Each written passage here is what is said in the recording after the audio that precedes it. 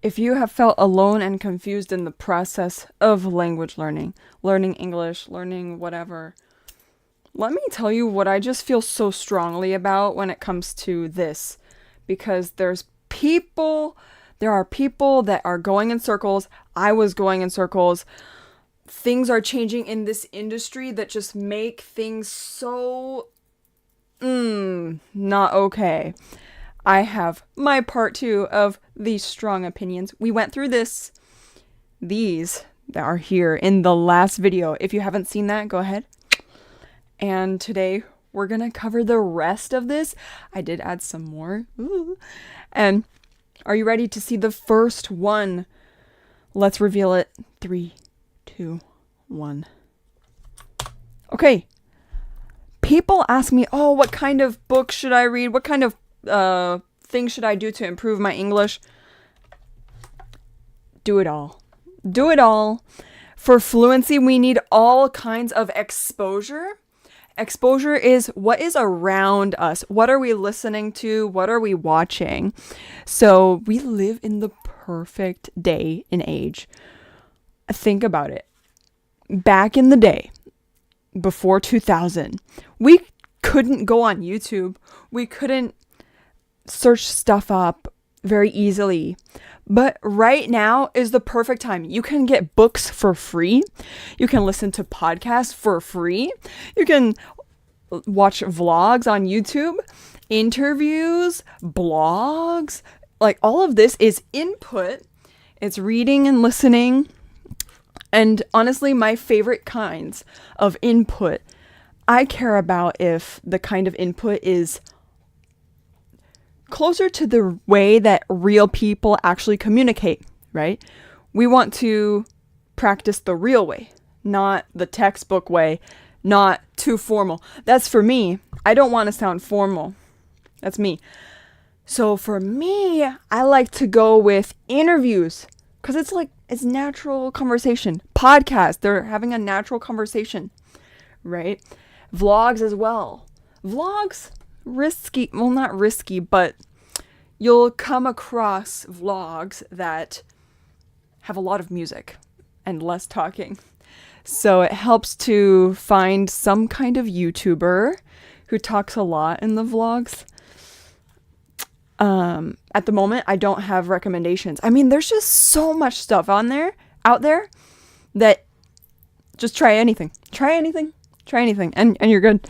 Like really just explore all kinds of content. That's for input, but is that the only thing that we should do?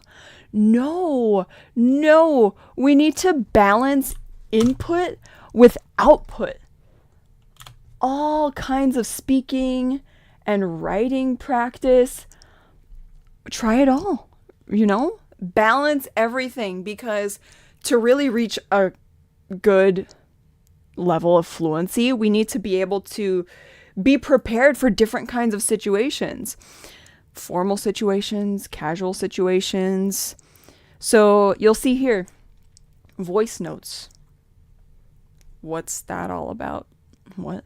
Voice notes? Okay, myself, what I like to do is I love to literally go onto the voice memos app, and you're able to just hit record, and you'll be able to even have the transcript. I think that's just for English, which is great because you are probably learning English. And you can listen back to your own audio and check if you made some mistake. Honestly, it's so cool how we are able to notice our own mistakes. All right. Okay. So that's one method. Writing on paper. What happened to that? We live in 2026, but it's like everyone forgot about paper. Honestly, I have this big notebook. I have this little notebook, and I even have another notebook without lines because I like to be more messy. Write on paper. Like, anytime you learn a word, write it down. The connection with the hand and the brain is stronger than typing. That's why we remember better when we're writing down. As well, like, invest in some colored pens. Like, let's make this fun. Why not? Why not? This is probably a girl thing.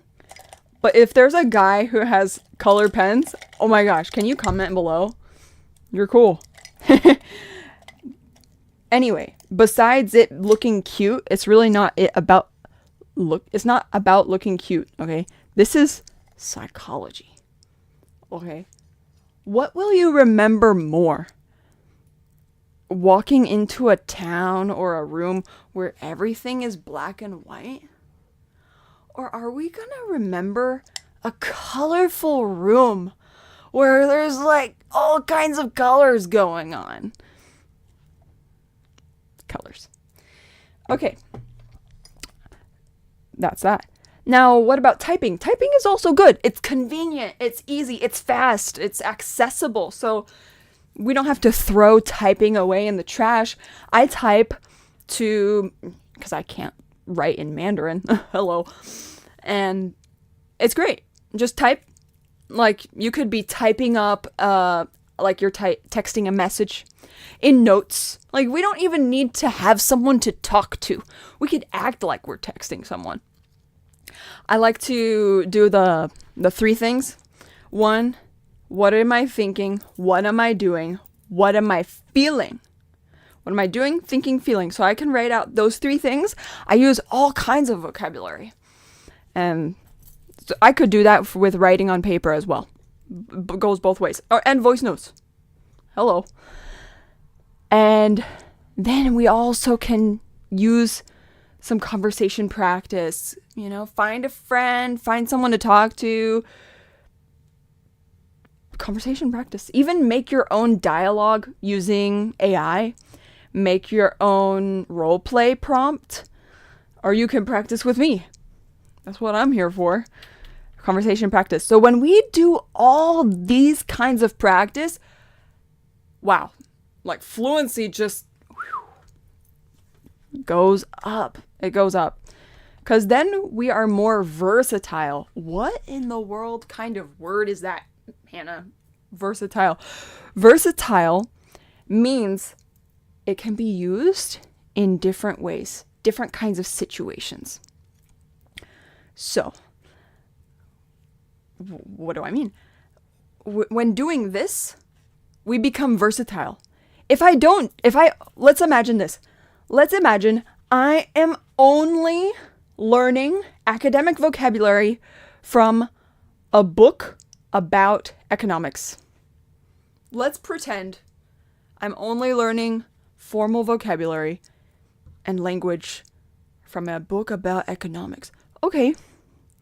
What happens if I need to make some small talk at a networking event? Oh, I don't know how to greet. I don't know how to thank someone. I don't know how to, be polite or natural or casual, make a joke. I don't understand the joke. This is what happens. And maybe we sound too robotic because we're using lots of advanced big words that people don't even know. I've seen that happen. Oh boy. So we want balance. We want variety. This is the magic. Yeah. Okay. Enough of that. What's the next thing?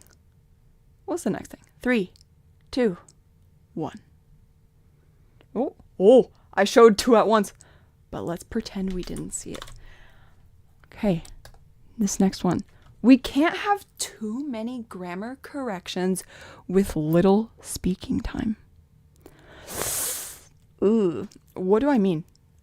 Okay, some teachers are all about grammar. Grammar correction. Learn this grammar. Grammar drill. Fill in the blank. Grammar. When do I get to talk? I do that. What I do with my students is I let them talk maybe like 5 minutes. And then we'll go through some grammar corrections. Not every little thing. Just some here and there. Review it, apply it. Okay, let's go back to talking freely. Talk freely, speak freely, right? Balance. And it's always about balance. And whenever we start to notice, oh, I think I'm doing too much of this, just switch. Don't judge yourself. Like, don't be upset. Like, because I used to do that. I used to be like, oh my gosh, like, I'm so bad. No, just shift. It's okay. It's all good. Let's go. Let's keep going. Okay. Next. We can't keep speaking without grammar corrections. You see, it goes both ways. Right? If I just let a learner speak freely, fluency, blah, blah, blah, and I'm never correcting them, they will think that they are fluent. And maybe they are making some grammar mistakes that are affecting their meaning. Yeah. I see it a lot. Like, there are people that proudly express themselves and they really don't know that they are making this grammar mistake. This one. Different kinds of grammar mistakes. They don't even know. It just sounds correct to them. Because why?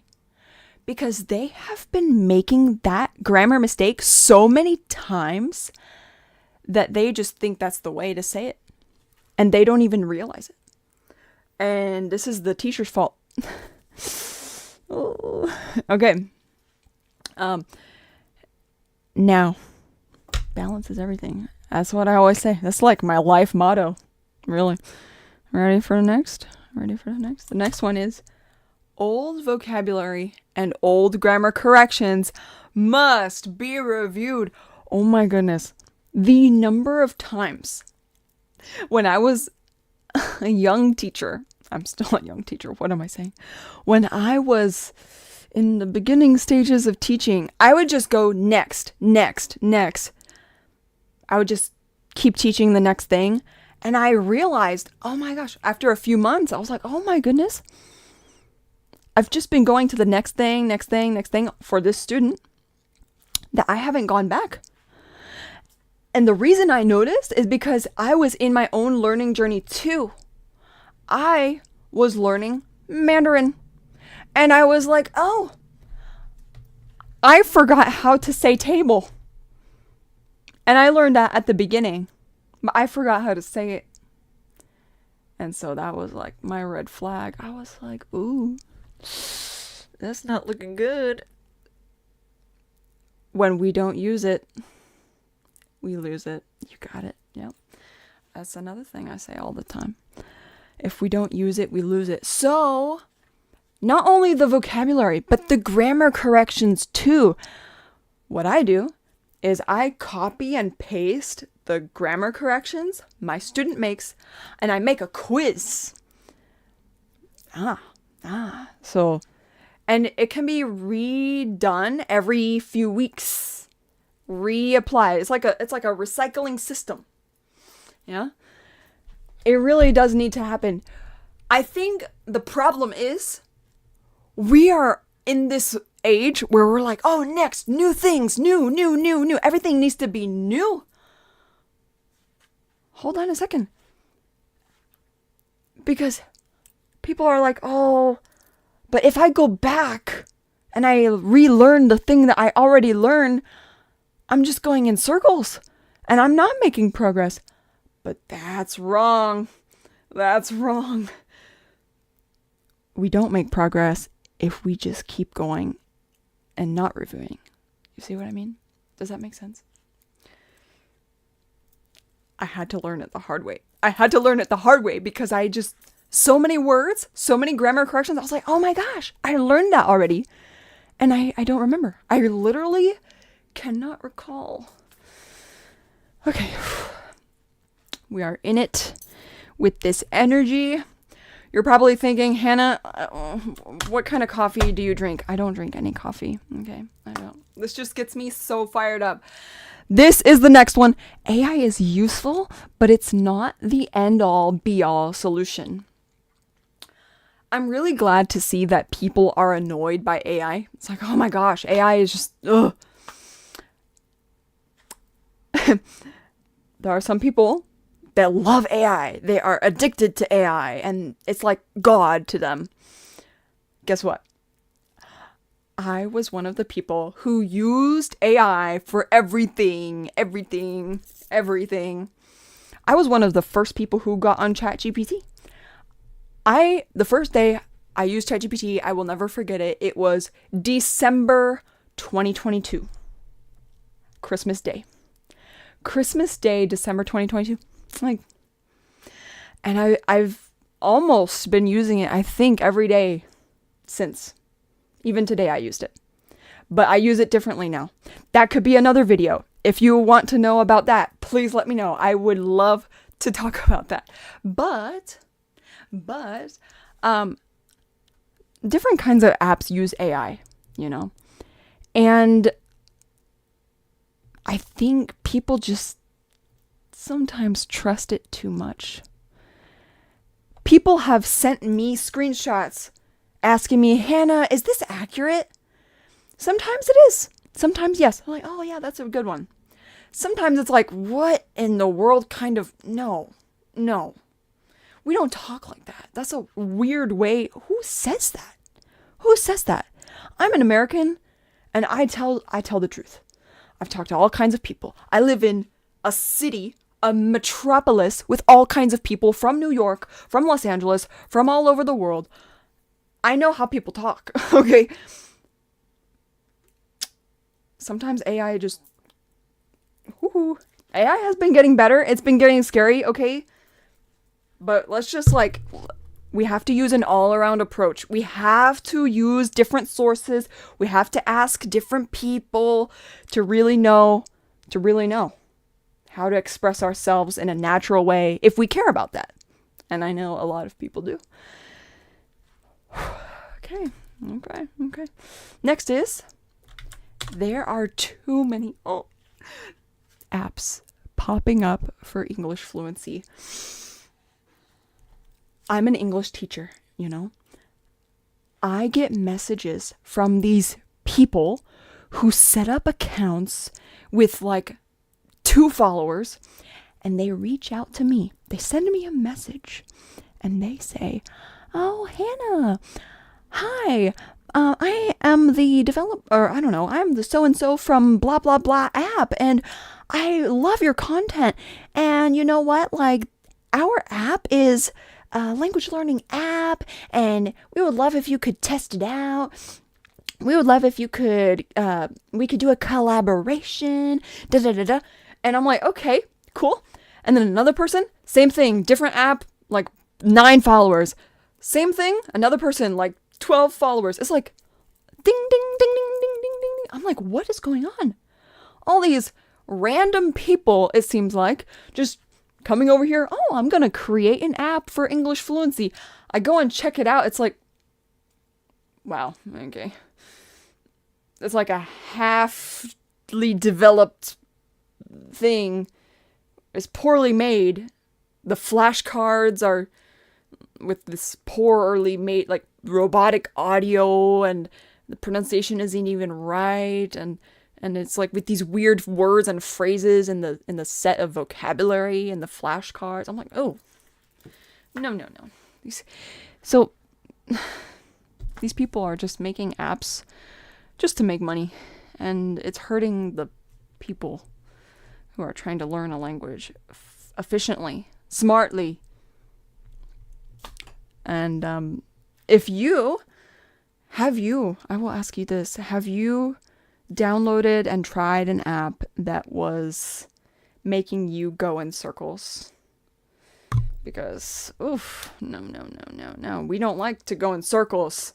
I mean, everyone sometimes goes in circles. I went in circles a lot with Spanish and Mandarin, mainly Mandarin, okay, because I had less guidance on that. And there's just, it's a whole story, but it's okay. Sometimes going in circles is just part of the learning process. It's just knowing and switching, pivoting. That's another way. That's a vocabulary you can learn. Pivot. We need to pivot quick. We need to shift gears quickly. That's all it's about. That's all it's about. And there's just a lot of resources that are not going to be too good. So ask a trusted source. You can ask me. I don't love taking time out of my day to download these poorly made apps and just to be disappointed again and again. But if you really need me, let me know. Let's go on to the next strong opinion that I have, which is, oh yeah, it's not supposed to be fun and fast and easy. It can be fun sometimes. I said fun on accident. It's not supposed to be fast and easy. It's not. I don't know how many times I have to say it. Marketing schemes are making people think that it has to be fast and easy. As well, social media, people showing off. It's like, oh my goodness, I have to rush. I have to prove myself.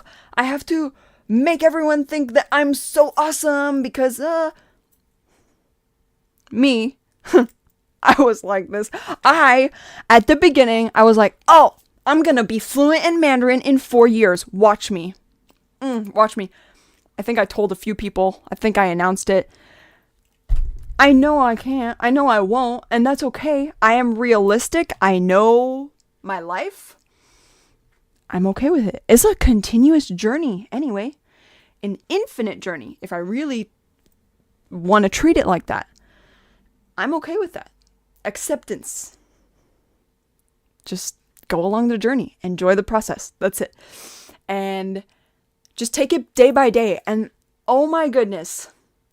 I know there's going to be something I rant about in another video when it comes to this topic. There's so much about this whole fast and easy thing. Oh goodness. But we are going to save that energy for that video. Okay. We're almost there. These last 2 points are extremely important. They're extremely important. Okay, are you ready? 3, 2, 1. Forgetting is normal. If you have not heard of the forgetting curve, search it up. Forgetting curve, search it up. Changed my life, okay? When I learned about the forgetting curve, I stopped feeling guilty. I stopped feeling stupid. If you have ever been like, oh my gosh, why do I keep forgetting? Oh, so stupid, No. No more of that. No more. No more. Because we have a human brain. Forgetting is normal. And this is what it is. If we don't use it, we lose it. And that's just what it is. So what do we have to do? We have to use it again. And then stop using it. And then use it again. And then later on go back. And again. And it just, we forget. The forgetting is shorter and shorter and shorter. Okay?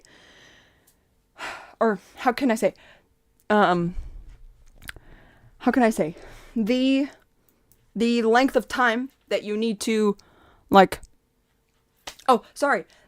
length of time that you will forget it will be longer and longer and longer. Yeah, you won't forget that fast. That's what it is. And the last point is gonna be...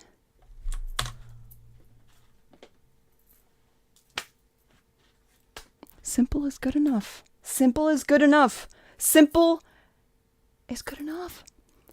I cannot tell you how many times I witness people